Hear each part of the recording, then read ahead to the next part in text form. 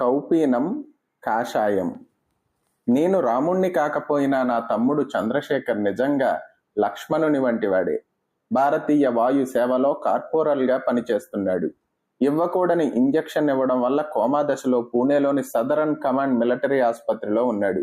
తమ్ముణ్ణి చూడటానికి కలకత్తా నుండి వచ్చాను. బ్రిగేడియర్గా ఉన్న డాక్టర్ నారాయణ అయ్యర్ నా తమ్మునికి చికిత్స చేస్తున్నారు. వేలల్లో ఒక్కరు మాత్రమే ఈ స్థితి నుండి బయటపడగలరు కనుక మా చేతుల్లో ఏమీ లేదు, మీ దేవుణ్ణి ఆచార్యులను ప్రార్థించండి అని నాతో అన్నారు. నేను నా తల్లి వద్దకు వచ్చాను. ఎందుకు వాణ్ణి వదిలి వచ్చావు అని నన్ను అమ్మ అడిగింది. పరమాచార్య స్వామివారిని దర్శించాలనుకుంటున్నాను, అందుకే ఇంటికొచ్చాను.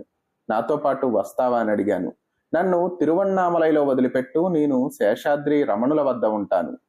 నేను ముందు పెరియవను దర్శించుకుంటాను అని సంకల్పం చేసుకున్నాను. అటు తరువాత నిన్ను తిరువణ్ణామలైలో వదిలిపెడతానని చెప్పాను. ఇద్దరము కాంచీపురం వెళ్ళాము. కానీ మహాస్వామి వారు అక్కడ లేరు. తిరుమిలిసై ఆళ్వారుల 1001వ జయంతి ఉత్సవాలకని ఉరిరెక్కై వెళ్లారు. మేము ఉదయం 6 గంటలకు ఉరిరెక్కై చేరుకున్నాము. అమ్మ ఒక చెట్టు కిందనున్న బండపైన కూర్చున్నారు. అమ్మా, నాన్నగారు పోయాక ఎలాగూ నువ్వు పూర్వాసువాసినిలా కాశీలో ముండనం చేసుకుని తెల్లచీర కట్టుకుని ఉన్నావు. నువ్వు కూడా పరమాచార్యుల దర్శనానికి రావచ్చు కదా అని అడిగాను. లేదురా, నేను రమణులను శేషాద్రిని తలుచుకుంటూ ఇక్కడే ఉంటాను. నువ్వు స్వామివారి దర్శనం చేసుకున్న తరువాత నన్ను తిరువణ్ణామలై తీసుకుని వెళ్ళు. ఆమె సమాధానంతో కాస్త చికాకు పడి, కావాలనే పరమాచార్య స్వామివారి దర్శనం చేసుకోకుండా ఉంటే భగవాన్ రమణులు శేషాద్రి స్వామివారు నిన్ను అనుగ్రహిస్తారనుకుంటున్నావా అని అడిగాను. చూడు, నాతో వాదించకు. నువ్వు వెళ్ళి దర్శనం చేసుకో. నిన్ను నేను అడ్డుకోవడం లేదు. నేను ఇక్కడే ఉంటాను. ఈ మనస్తత్వం ఉన్న నిన్ను 100 మంది రమణులు శేషాద్రి స్వాములు కూడా కాపాడలేరు అని లోపలకు వచ్చి స్వామివారికి సాష్టాంగం చేశాను. తమ్ముని దీనస్థితిని తలుచుకుని గొంతు గద్గితమవుతుండగా తిరువెంబావై నుండి 19వ పాశురాన్ని పాడాను. తన్నుకొస్తున్న దుఃఖం వల్ల పాశురాన్ని పూర్తి చేయలేకపోయాను. ఒక్క క్షణం పాటు నా తత్తరపాటును గమనించి పాశురాన్ని పూర్తి చెయ్యి అన్నారు. స్వామి ఆజ్ఞ మేరకు పూర్తి చేశాను. ఒంటరిగా వచ్చావా అని అడిగారు స్వామివారు. అమ్మతో పాటు వచ్చాను. అయితే ఏమిటి విషయం? నా తమ్ముని దుస్థితిని స్వామివారికి తెలిపాను. మూత్రపిండం దెబ్బతినిందా అని అడిగారు. లేదు. చేతితో స్వామివారి తలను చూపించారు. అవును, మెదడు దెబ్బతినింది అని చెప్పాను. చేతిలో తామరాకులో కొంచెం కుంకుమ వేసి 2 నిమిషాలు ధ్యానమగ్నులై కళ్ళు మూసుకున్నారు. నువ్వు ఇప్పుడు కలకత్తా వెళ్తున్నావా అని అడిగారు. లేదు పెరియవా, మా అమ్మని తిరువణ్ణామలైలో విడిచి పూణే వెళ్లి కలకత్తాకు వెళ్తాను అని బదులిచ్చాను. వెంటనే ఈ కుంకుమని పూణేలో ఉన్న నీ తమ్మునికి పంపు అని చెప్పారు. మరో 10 నిమిషాల పాటు ఇతర భక్తులతో మాట్లాడారు. తరువాత నన్ను ఆశ్చర్యపరుస్తూ శ్రీవారు తమ కౌపీనాన్ని సర్దుకుని పైకి లేచి కాషాయ వస్త్రాన్ని విప్పి 2 మడతలు వేసి భుజం పైన వేసుకుని ఎడమ చేతిలో దండం పట్టుకుని బయటకు వెళ్తున్నారు.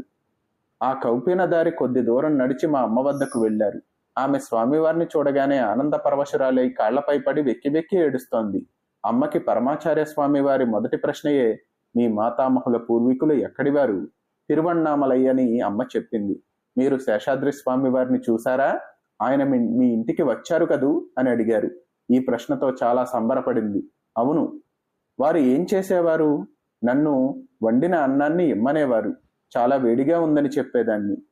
కానీ నాకు చాలా ఆకలిగా ఉందని నా మాటలను పట్టించుకునేవారు కాదు. అంతటి కాలుతున్న అన్నంలో చెయ్యి పెట్టి తినేవారు. సరిగ్గా 2 సార్లు తినగానే తినడం ఆపేవారు. తరువాత మేమందరం దాన్ని తినేవారం. భగవాన్ని చూశారా అని అడిగారు ఈసారి. అవును, వారి ముందు మేము పాడేవారం. మీరు అక్షరమణిమాల పాడుతుంటారు కదూ? అవును. తెల్లవారుజామున 3:30 నుండి వరుసగా వెంకటేశ్వర సుప్రభాతం, భగవద్గీత, వల్లల్లా తిరువత్తురుప్ప పాటలు పాడేవారం.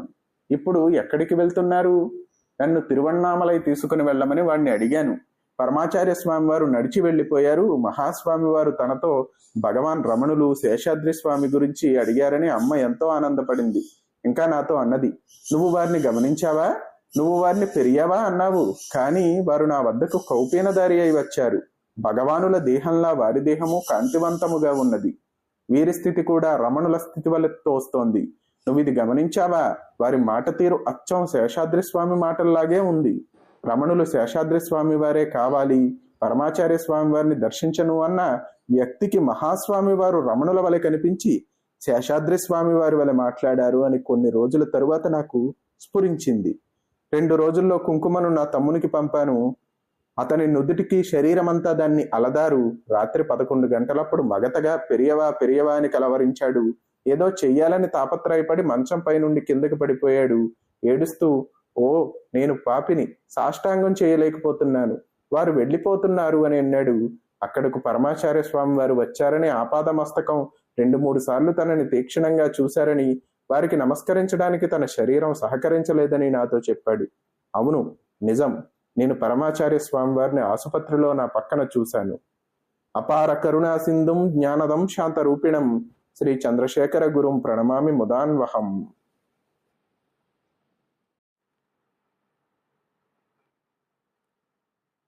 కౌపీనం కాషాయం.